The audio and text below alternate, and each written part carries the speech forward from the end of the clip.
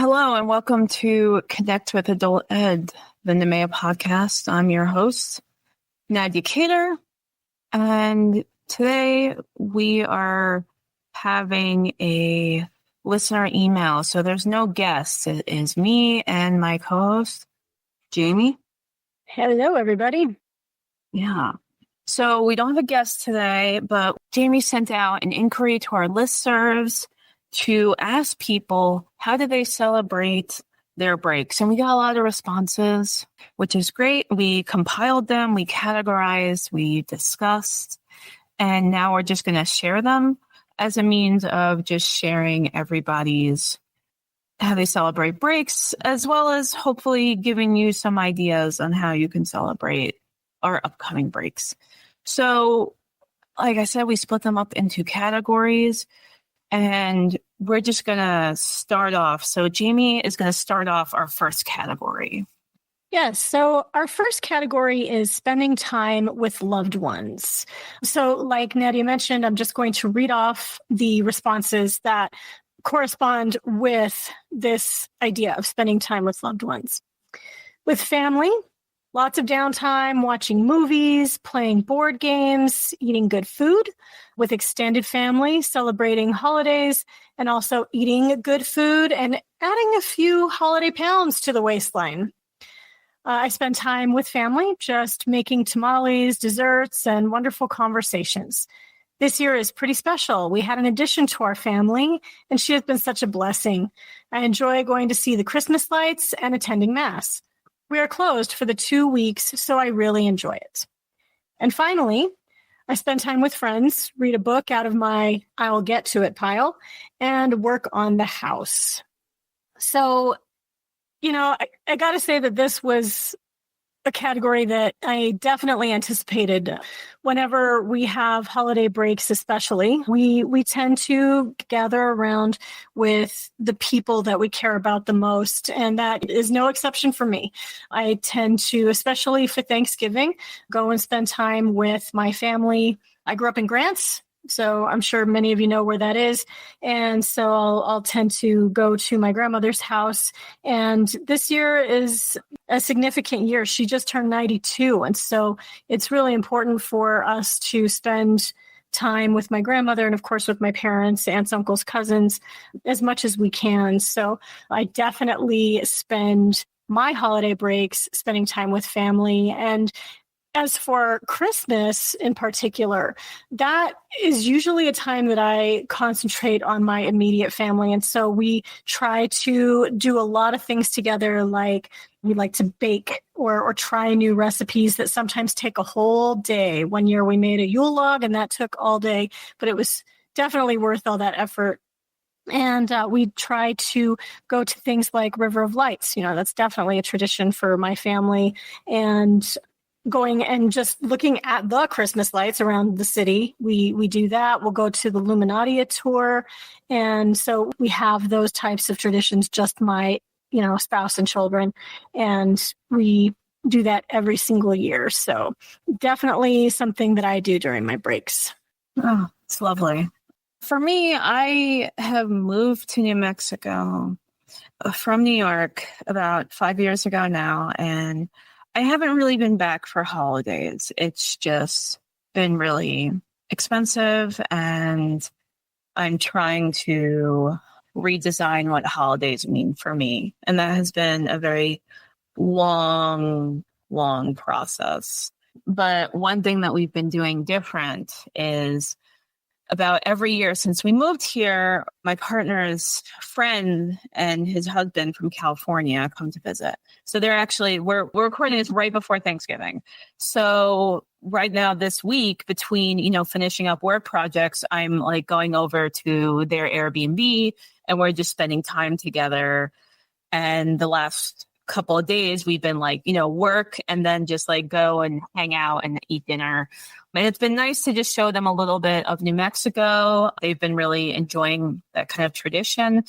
And they make the Thanksgiving dinner and they're both really great cooks. So it's been lovely to have that kind of change, especially with the additions. So they are Brazilian and American sort of Peruvian. So like they bring like their different takes on dishes. So like the dish, I can't think of everything right now, but the example I think of is like this turkey. So like they do this kind of Peruvian turkey recipe that is out of this world. It has this really great, almost like red chili kind of on turkey, but with like a bunch of other spices. So it has this kind of like slow kind of heat to it, slow burn heat. And it's just fabulous, like every year. And one of the benefits, of, moving away and also being someone who I kind of make my life my own. So like it's changing traditions, changing community. I've been trying to do more community stuff. So like loved ones is kind of, I had to like stretch the wheel here because I don't spend it with my family, but I spend it with my chosen family and my chosen communities. Tonight, and this is not just breaks, it's actually been every week. I'm part of a film community where we watch late night movies every Wednesday. And it's always rotating and no one knows what's going to play until it just starts. So it's just a way to kind of engage in a hobby that we all have that you kind of make your own. So that's kind of like what I try to do is incorporate some time with chosen family and community building. So that's how I spend time with my loved ones, or how I interpret that question. But I think you make a really good point, Nadia, is that the term loved ones doesn't necessarily mean blood related at all. And I think that there's a lot of folks that create chosen family, whether it doesn't even matter the relationship that you have with your blood family. There's always that opportunity to create that chosen family or having that friend group. Friendsgiving is a thing. So I think that is just as significant. Yeah, it's been lovely so far, just rediscovering that. And there's also that, like I said, that change, and any kind of like really big change, it is a process, and it can be hard when you have to kind of redesign your life. And I'm sure every listener like that sent in stuff, a lot of it was spending time with family, and it wasn't stuff I talked about, of course, but I just wanted to sort of emphasize is like that pain of redesigning your life, and whatever that looks like for whatever reason, it's a process, and it's hard, but there is a benefit when you make your life the way you need it to be for yourself. So that's kind of like what I appreciate at the end of the year too. It's just, I made my life the way I want, and the people I love are in my life, as well as just appreciating the people around me too. These are the people that I chose, and they give me back so much. So that appreciation too. So for our next category is a physical activity. So we have yoga, meditation. Someone sent in, I lay on the floor, prop my legs up against the wall. Then I stretch my arms on the floor above my head as far as I can. Little by little, I move my arms to my sides and point my hands to my feet. All of this time, I'm doing deep breathing and then slowly move my arms back up so they're above my head. I don't know if this is like an official yoga move or any kind of stretch, but I did something similar recently. I try to incorporate yoga into my practice regularly, but I was doing something similar. So it was kind of interesting to kind of read that and just like, oh, maybe this is a real thing. But I don't know if the listener knew that, or that's something that like they learned about, or they just figured out by accident, but it's very peaceful. And then there's also outdoor activities, long drives, tubing, or skiing and snowboarding. So, Jamie, I kind of messed up our flow already, but I was just, connecting to that. But what kind of physical activity is incorporated into your life? Especially in the winter, one of our favorite things to do now is sledding. And if any of you have ever been sledding, I'm sure many of you have, that is pretty strenuous. Aside from actually sledding down the hill, you have to walk up a hill over and over and over again. And so that's some really good cardio activity, but it's also very fun. There's something to be said about sliding down a hill, whether you're sitting up or you're tobogganing on your stomach, and then you maybe face planted in some snow or you get some snow thrown in your face. It's a wonderful feeling. I just love it so much. And so, yeah, definitely sledding is something we love to do. Believe it or not, I've never been skiing of any kind, whether it's downhill or cross country. It's something I hope to be doing sometime in my life. It's on my bucket list for sure. But in the summertime, when I have breaks in the summertime, definitely swimming or, water sports of some kind is something we try to do. We love going to the coast, especially the Gulf Coast, because it's very warm. And so just spending time in the water or even going to a water park and going on those slides at the water park are things that are pretty regular for my breaks. Oh, yeah. Those are very nice. I can't remember the last time I've been tubing. That's definitely something I haven't done in a long time.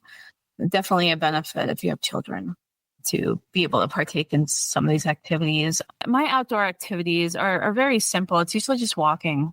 And it's been hard in New Mexico in the summer. It's really hard to have these regular walks. It's just too hot. But as soon as it cools down, that's when I try to do regular walks. As well as with my partner, sometimes we really just walk around the complex. So we live in an apartment complex. And through walking through the complex, at different times of the day and in the evening, we've met a lot of our neighbors who have dogs. And that's also been like kind of an unexpected benefit of that physical activity is we get to spend time with a dog. We don't have a dog.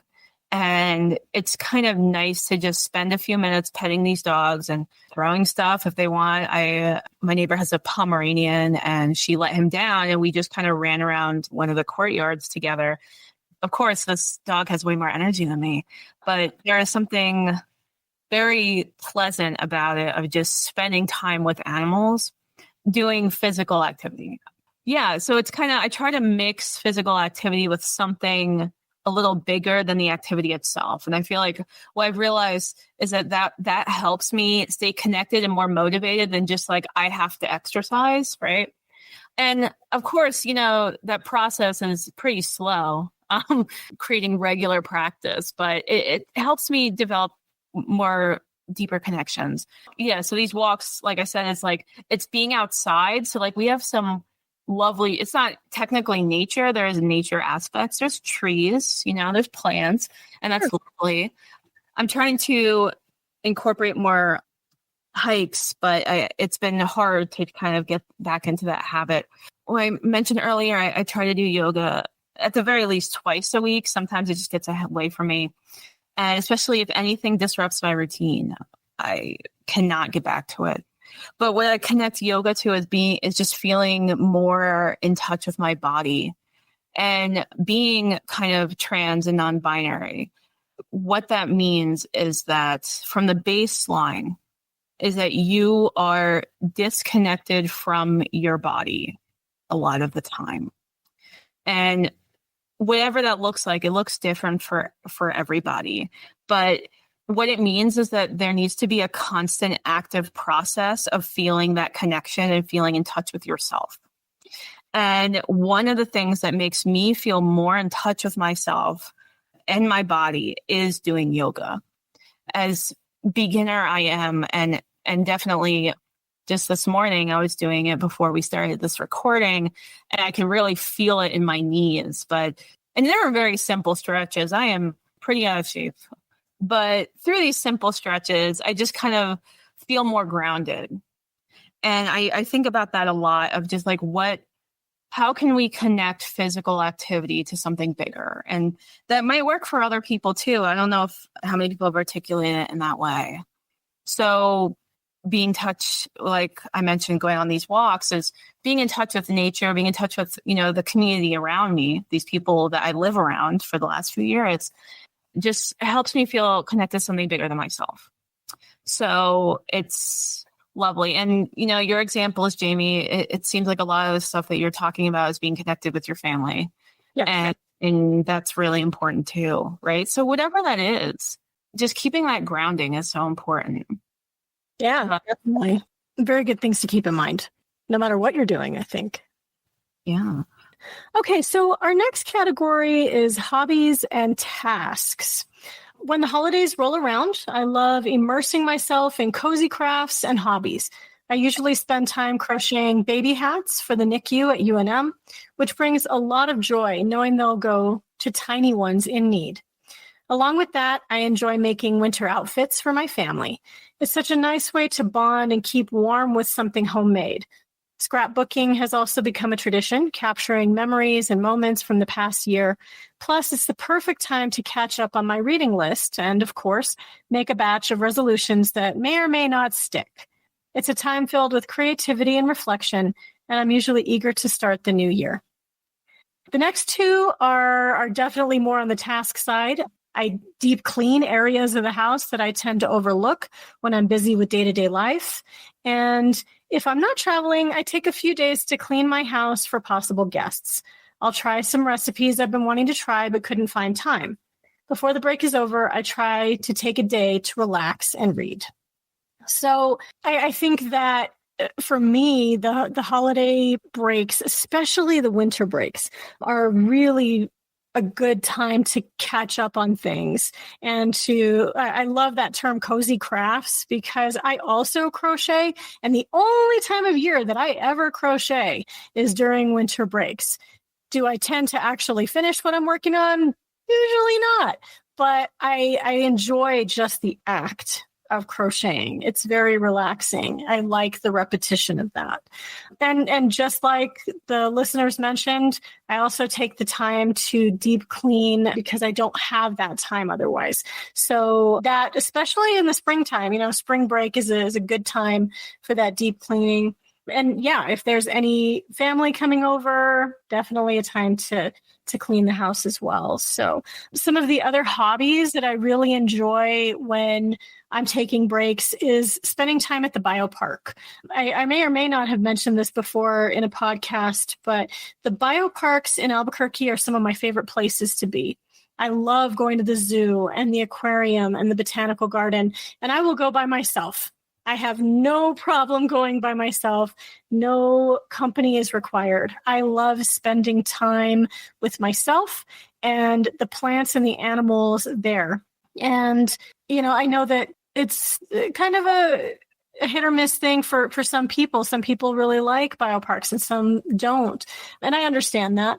But for me, it's just a really great way to decompress. And sometimes I even prefer to be alone when I go there. So especially the botanical garden, I do absolutely love walking around. It doesn't even matter what time of year it is. Sometimes one of my favorite times to go is in the winter, even though a lot of those plants are hibernating in the moment or dead. I really do love walking around, and I don't know why, but seeing all the structures that are put up for the River of Lights during the day when they're not lit up is really interesting to me. I love seeing the way that they're set up. And so I, again, just love walking around the bioparks during any break, any time of the year. One of my favorite things to do. Yeah, that's lovely.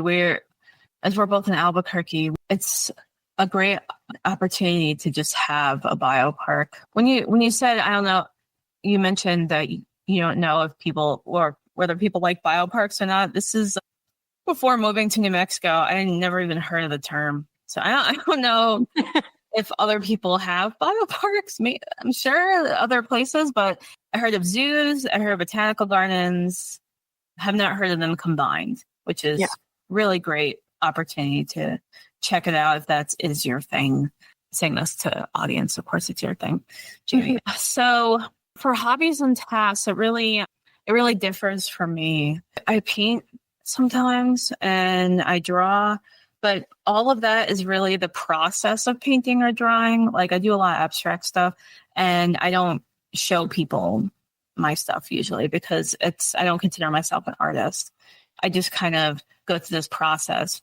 But sometimes it could be a really long time before I get that opportunity to like sit down and actually engage in it. And when it's hard to do that, I read a lot. And I go through a lot of periods during the year where I'm just reading multiple books excessively. And then there are times where I just can't read anything at all. So I try to maximize the times that I do have. And for a very long time, I've been really reading a lot of nonfiction. And I still read nonfiction more than fiction, but recently I've been picking back up like science fiction and fantasy. I actually joined a book club over the summer that is a horror book club. So once a month, this group of people meets in person. They choose a book online. We read it. They have 2 opportunities to meet, one on the east side, one on the west side of town. And we just talk about whatever we read.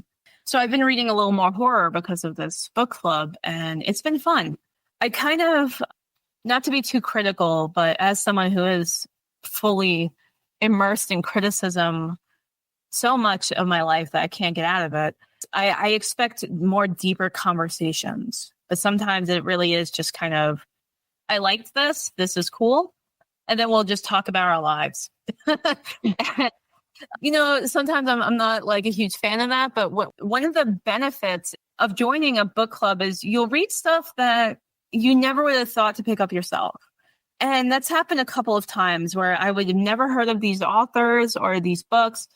And I picked them up, I read them, and I'm just grateful that I got that experience. And then just talking to people who like horror is just enjoyable. So that's kind of something I try to do. So I have my little film meetup. I have my horror book club. So that could be tied to hobbies, right? And community building.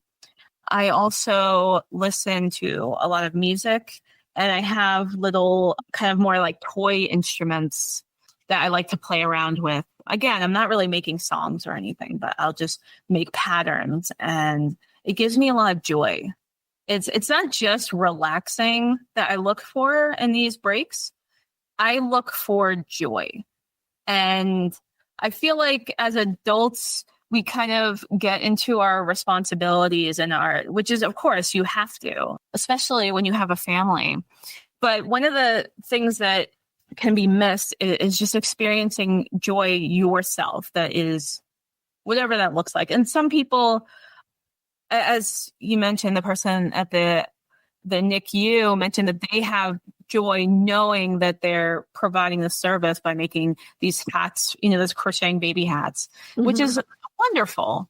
That joy, that is something that gives so much back. Experiencing joy, not just decompressing, relaxing, experiencing joy is just it's just an important part of being a human being. And my joy is talking about media. So I got my book club, I got my film club. My friend has this podcast that he does, and a couple of times a year I'm a guest on it, and we just watch some really weirdo movies, and we talk about, or television shows, and we just talk about it. And the combination of my interests, and again, I feel energized in a way. Not quite like relaxing. Relaxing does give you joy. Relaxing gives you energy. But there's something about joy that gives you this different type of energy that kind of just surges through me. So I have those. I also love coffee. So part of my hobbies is just going to coffee shops and just trying something new and just reading, or sometimes I'll talk to the staff, or we haven't done this in a while, but sometimes my partner and I would just go to a coffee shop and we'll play card games. Just having that kind of reconnection over lovely drinks is just, and slight change in atmosphere. It gives back. It's just enjoyable. It's much less exciting is I do try to get to those cleaning or organizing areas too during breaks. Of course, after doing whatever I want for at least 2 days. And then it's like, okay, I am fully rested. I am full of joy. Now let's tackle the pantry. So in our next category, relaxation and reconnection. For a time off like a snow day, I like to read novels and play games with my children. And to mix it up, my favorite holiday is Groundhog Day. That's interesting. They don't say why, but for Christmas, the church service I value is Blue Christmas, held on December 21st, the longest night of the year. It's a service to recognize Christmas is not always holly and jolly. It provides a place for Christmas to be difficult and sad. Oh, that is fascinating. I like that. that kind of remembrance, right? And that kind of appreciation of different aspects of Christmas. I like to get a nice cup of tea and go out to the backyard and enjoy nature.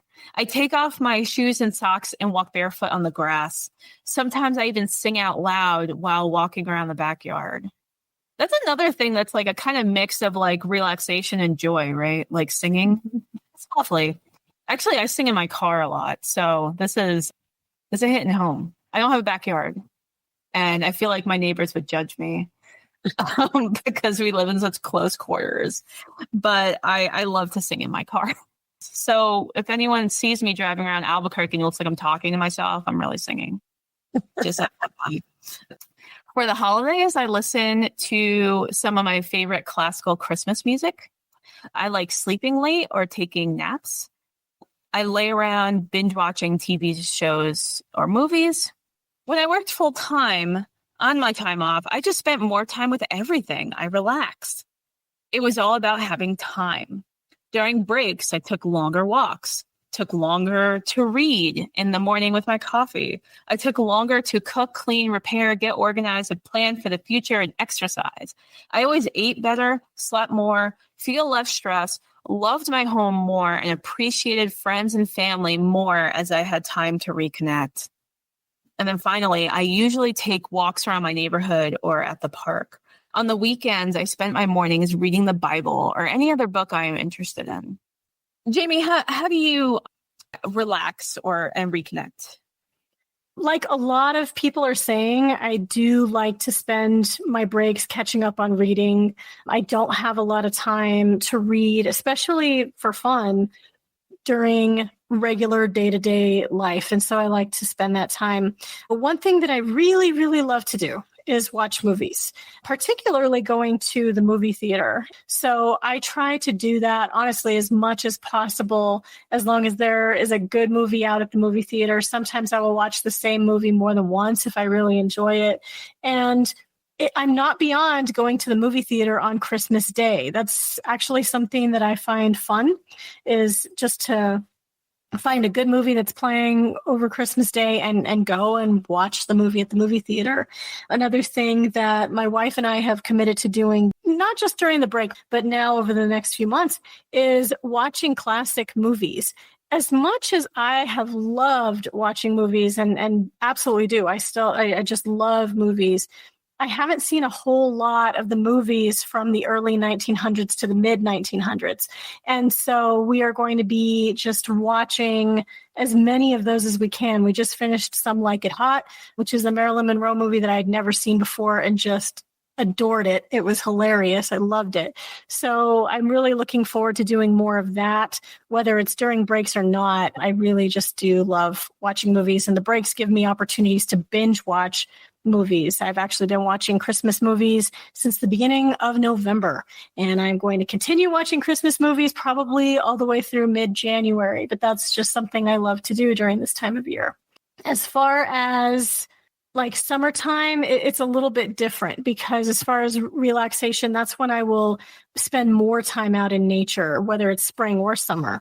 I like to go for hikes and walks. And when the weather is a little bit warmer, it's a lot easier to do that. Not that I can't do that when it's a little bit colder, but especially like spring and fall even, it's more enjoyable to go out and go for walks along the river or go hiking on many of the different hiking trails that are around the outside of Albuquerque, whether it's the foothills or over on the west side of town. So I definitely like doing some more of that. So, as far as for me, just that relaxation. And I think the reconnection part for me is taking the time to just sometimes do nothing.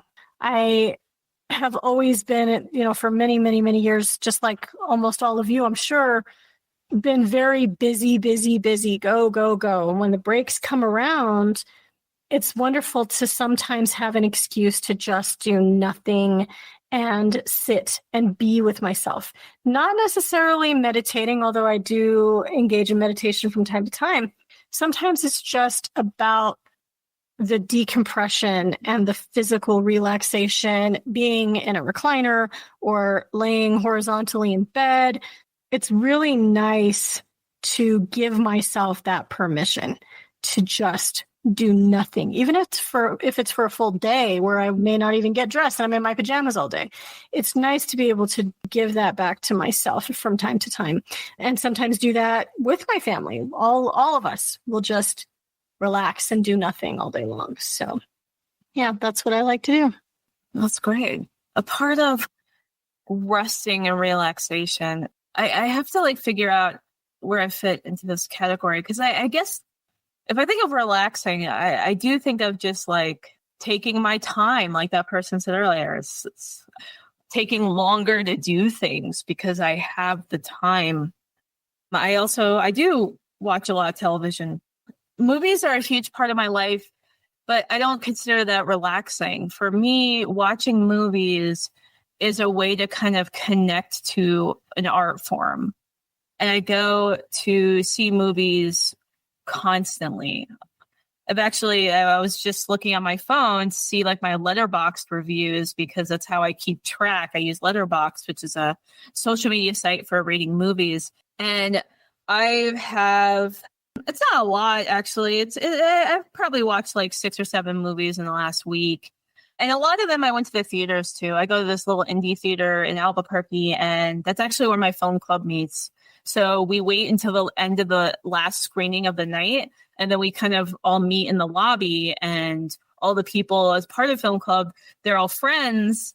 And also most of them work at the theater. So they just project the movies or whatever on the screen. So I've been watching a lot of movies and very, very different stuff. And that's kind of what I go through during breaks too. Yeah, again, not really relaxation for me so much as just getting that reconnection. So home life and going to the movies are two things that I kind of do a lot to kind of reconnect. And there really is a joy in being able to talk deeply about certain things. And I'm sure my other neurodiverse colleagues understand that. So one thing I learned recently for neurodiverse people, especially autistic people, they don't dialogue, they discourse. And what that means is I'm going to dump on you all this stuff that I'm really interested in 2 breaths. And then I want you to respond, and then we'll do it again. And then you'll dump, and then I'll dump, and then we just keep going back and forth. And like that is way more interesting to me than having a regular conversation. So that's kind of something I do as a form of reconnection, is just talking. And the part of the being at that film group is that we really do just talk a lot. And we watch a lot of weird stuff. And that's kind of also been a benefit of just finding very strange, eclectic things. So that, again, overall, it's like there's something just so bizarrely fascinating about finding this eclectic things that is a way of me reconnecting. So I'm going to tie my dump back to that. So the next category is travel. I'm taking a month off, annual leave plus winter break, to have a road trip into California with my family. This break will be successful in my mind if I can lose track of what day it is, and if I can have extended periods of not thinking about work. Freeing my mind of work-related thoughts is the real vacation. And my traditional vacation means heading down to Mexico with my wife to spend Christmas and New Year's with her family on the Pacific coast in Michoacan, Mexico. Recharging my batteries for me is spending a few weeks walking on the beach in the morning, enjoying my mother-in-law's delicious cooking, lots of fresh seafood, and stretching out in a hammock with a good book in the afternoon until I doze off for a siesta. I always come back feeling recharged, but it only lasts for a few days because we jump right into orientations, which means some long days. So first off, just the thought of being on a Mexican beach, enjoying really good food, and laying in a hammock and reading a book just sounds amazing. I have never been to the coast of Mexico. Definitely something I want to do. And traveling is something that I love. Absolutely. Summer breaks, we try very hard to have one family trip. We try very, very hard to do that, especially going to the coast, like I mentioned earlier. We love going to California, to Texas. We haven't been to the Atlantic coast yet as a family. That'll hopefully happen at some point. Definitely been to the Pacific Ocean and the Gulf Coast. And so It's really wonderful to be able to get away. And sometimes even our trips are much shorter. We'll go camping, especially in the summertime. And so we camp in the state. We'll go to the Jemez Mountains, or we'll go to Santa Rosa. And so even those short trips, New Mexico is so wonderful in the diversity of its nature, of its attractions, of its scenery and offerings, its state parks.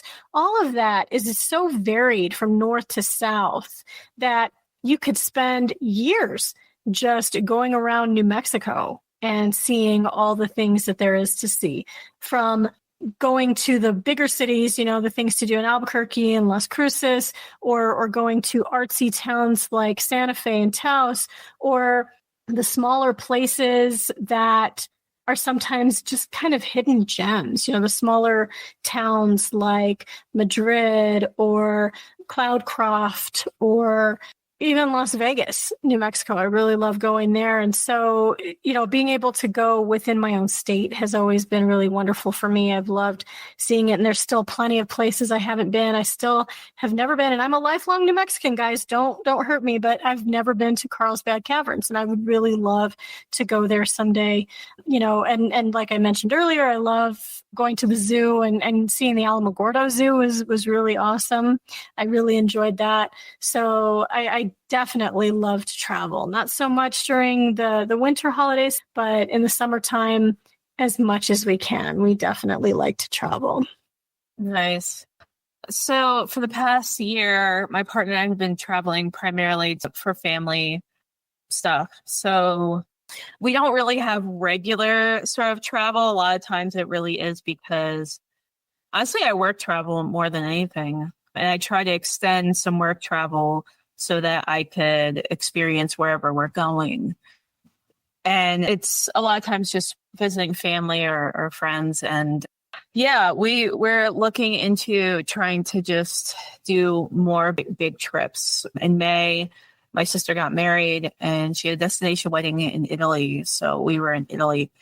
And I would really love to go back and not have the obligation of going to a wedding, to just really experience Italy.